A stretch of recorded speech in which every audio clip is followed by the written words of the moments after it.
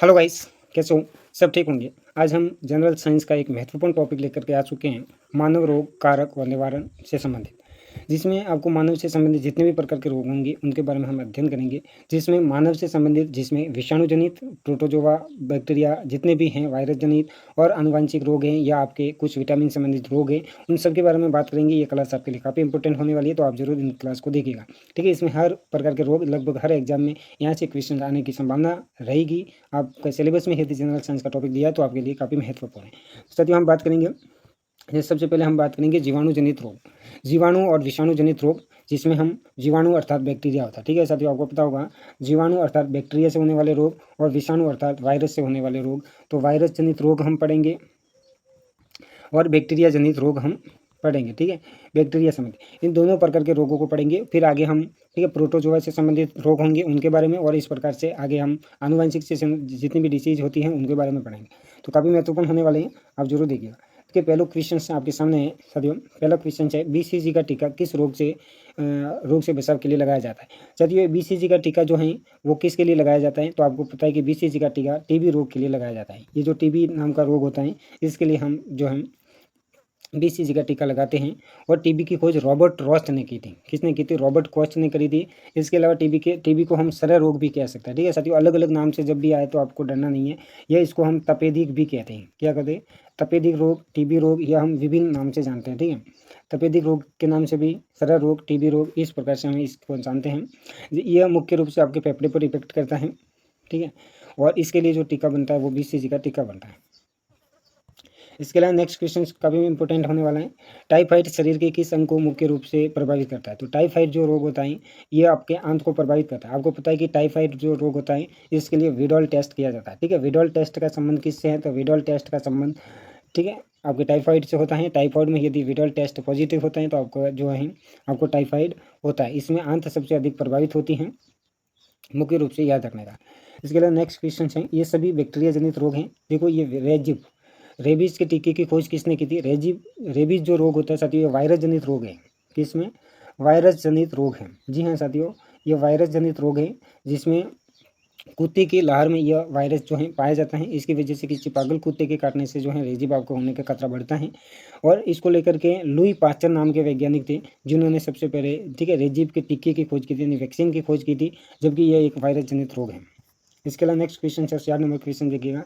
Dengue बुखार में मानव शरीर में के किसकी कमी हो जाती है। जब साथियों डेंगू रोग होता है, डेंगू एक वायरस जनित रोग है, ध्यान रखिएगा, वायरस जनित रोग है डेंगू। और डेंगू होने पर आपके जो शरीर है उसमें प्लेटलेट्स कम हो जाती है। प्लेटलेट्स के बारे में आप जानते होंगे, अपने ब्लड के अंदर एक, ठीक है, कणिका वाला भाग होता है, एक प्लाज्मा होता है। कणिका में आरबीसी होती है, जी हाँ आरबीसी होती है। इसके बाद में डब्ल्यूबीसी होती है, डब्ल्यूबीसी होती है। और तीसरे नंबर पर प्लेटलेट्स होते हैं। इनकी कमी होती है किस रोग में? डेंगू रोग में। डेंगू, ठीक है, मच्छर के काटने से होता है। मच्छर में, ठीक है, ये रोग मच्छर के जरिए होता है। नेक्स्ट क्वेश्चन है यहाँ पर, नेक्स्ट क्वेश्चन है लॉकजो। नेक्स्ट क्वेश्चन है लॉकजो किस बीमारी की अंतिम अवस्था है। देखो, लॉकजो स्थिति जब बनती है आपको जब टीटेनस होता है। टीटेनस जो है बैक्टीरिया जनित रोग होता है। ये मिट्टी से या जंग लगे लोहे पर ये बैक्टीरिया होती हैं, जिससे आपके शरीर में संपर्क हो जाए इस बैक्टीरिया से, तो आपको टीटेनस होने की संभावना रहती है। और टीटेनस से लॉक जो होता है, इसमें आपका पूरा जबड़ा जो है वो खुलना बंद हो जाता है, यानी जाम हो जाता है, और पूरी की पूरी मांसपेशियों में खिंचाव आने लगता है, जिससे आपको जो है पूरा शरीर धनुष होता है। इसलिए इसको धनुषाटंकार या धनुषाकार जैसे भी नाम हो, तो इसको याद रखना, इसको धनुषाकार या धनुषटंकार रोग भी कहते हैं। और लॉकजो की कंडीशन बनती है जिसमें पूरा शरीर लॉक हो जाता है। आपकी जो रीढ़ की हड्डी है वो मोड़ करके आप पूरे लॉक हो जाते हैं, और आपका जो जमड़ा है वो पूरा जाम हो जाता है। इस कंडीशन में ये ध्यान रखना, ये टीटेनस रोग होता है। ये मिट्टी में या आपके जंग लगे लोहे के अंदर बैक्टीरिया के कारण संपर्क में रहता है, संपर्क में रहते हो तो आपके शरीर तक प्रवेश कर सकता है। इसके अलावा नेक्स्ट क्वेश्चन है, एड्स की बात की जाए तो एड्स के परीक्षण के लिए कौन सा टेस्ट किया जाता है। तो एड्स नाम की जो बीमारी होती है, आपको पता है कि यह एक जनन प्रक्रिया, मतलब एक प्रकार से, ठीक है, जनन बीमारी ये कह सकते हैं इसको, बीमारी है। और इसके लिए जो है एलिसा टेस्ट किया जाता है। कौन सा टेस्ट किया जाता है? एलिसा टेस्ट किया जाता है, एलिसा टेस्ट किया जाता है। ठीक है, इम्यूनो के लिए ये टेस्ट होता है। एड्स की कंडीशन में आपको अंदर ये वायरस जनित रोग होता है, जिसमें HIV वायरस होता है। ठीक है, ह्यूमन इम्यूनो डेफिशिएंसी वायरस होता है जो ह्यूमन के डेफिशिएंस यानी जो इम्यूनो जो हैं आपकी प्रतिरक्षा तंत्र है उसको फेल कर देता है। ये एड्स रोग है, ये आपके एक जनन तंत्र से संबंधित रोग होता है। इसके अलावा नेक्स्ट क्वेश्चन की बात की जाए तो साथियों पीलिया रोग। देखिए पीलिया से शरीर का कौन सा अंग प्रभावित होता है, तो पीलिया से आपका कौन सा शरीर प्रभावित होगा, यकृत प्रभावित होगा। आपको पता है कि पीलिया रोग जिसको हम हेपेटाइटिस कहते हैं, ठीक है, हेपेटाइटिस रोग कहते हैं, तो हेपेटाइटिस कह दीजिए या पीलिया कह दीजिए।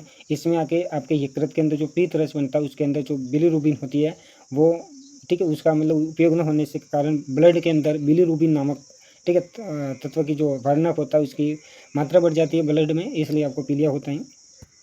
इसके अलावा नेक्स्ट क्वेश्चन, ये भी एक वायरस जनित रोग है, ध्यान रखिएगा वायरस जनित रोग होता है।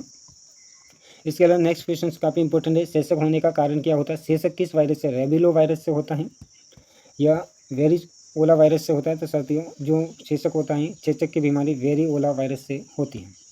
इसके अलावा नेक्स्ट क्वेश्चन काफ़ी इंपॉर्टेंट होने वाला है, निमोनिया रोग किस सूक्ष्मजीवी के कारण होता है। तो निमोनिया जो होता है वो कवक से होने वाला एक रोग होता है। निमोनिया फेफड़े से संबंधित रोग है, फेफड़े से संबंधित रोग होता है, ठीक है। इसके अलावा फेफड़ों में पानी भर जाता है, ठीक है। इसके अलावा नेक्स्ट रोग आ गया, ये आपके ठीक है खनिज तत्वों से संबंधित रोग है। ईटे ईटे रोग किसकी दीर्घकालीन विषाक्तता से होता है। आप लंबे समय तक किसके विषाक्त यानी काफ़ी अधिक मात्रा में लेने से होगा। तो ईटे ईटे रोग जो हैं पारदचनी होता है, ये होता है आपके ईटे ईटे जो रोग होता है ये अपना होता है कैडमियम। कैडमियम जी हाँ साथियों, कैडमियम जो तत्व हैं इसका यदि हम अधिक मात्रा में सेवन कर लें, यानी पानी के साथ में ही होता है ये कैडमियम, यदि कैडमियम को दूषित जल में ये होता है तो ये पीने से आपको ईटे ईटे रोग होगा। इसके अलावा नेक्स्ट क्वेश्चन नेक्स्ट हम पढ़ेंगे अभी जो प्रोटोजोआ और कवक जनित जितने भी रोग हैं उनके बारे में देख लेते हैं। देखो मलेरिया किसके द्वारा फैलता है, आपको पता है कि मलेरिया प्रोटोजोआ से फैलता है, लेकिन इसमें जो प्रोटोजोआ जो होता है ये मच्छर इसके वाहक है, मच्छर द्वारा ये शरीर तक लाया जाता है। और कौन सा मच्छर फैलाता है, तो मादा एनाफ्लीज, ठीक है, मादा एनाफ्लीज याद रखिएगा। इसके अलावा नेक्स्ट क्वेश्चन है काला जार। काला जार का संसार किससे होता है, तो काला जार का जो संसार है वो किससे होता है, तो ये रेतीली मक्खी, ठीक है, ऑप्शन सी रेतीली मक्खी द्वारा यह जो है काला आजार का संसार यानी इस रोग को फैलाने का काम रेतीली मक्खी करती है। इसके बाद नेक्स्ट क्वेश्चन है 13 नंबर का क्वेश्चन देखिए, मलेरिया परजीवी की खोज किसने की थी। तो मलेरिया जो परजीवी है इसकी खोज आपने की थी ठीक है, रोनाल्ड रॉस ने ही मलेरिया के परजीवी की खोज की थी, ध्यान रखिएगा सर। इसके अलावा रॉबर्ट कोच दिया हुआ है, इसका मतलब ये टीबी के वायरस की खोज करी थी और टीबी के शिष्य की। और लुई पास्चर आपको पता है कि रेजिब के टीके की खोज करी थी और डार्विन ने प्रकृतिवाद दिया था ना सिद्धांत। इसके अलावा नेक्स्ट क्वेश्चन आपके सामने एथलीट फुट नामक बीमारी किससे उत्पन्न होती है। एथलीट फुट किससे होती है, तो एथलीट फुट जो होता है ये कवक से होने वाला रोग है। इसके बाद नेक्स्ट है सोने की बीमारी। जी हाँ साथियों, सोने की बीमारी के लिए उत्तरदायी होता है। सोने की बीमारी आपके ट्रिपनोसोमा नामक कवक होता है, ठीक है, क्या होता है, कवक से होने वाली बीमारी ट्रिपनोसोमा याद रखने, सोने की बीमारी होती है, स्लीपिंग सिकनेस होती है।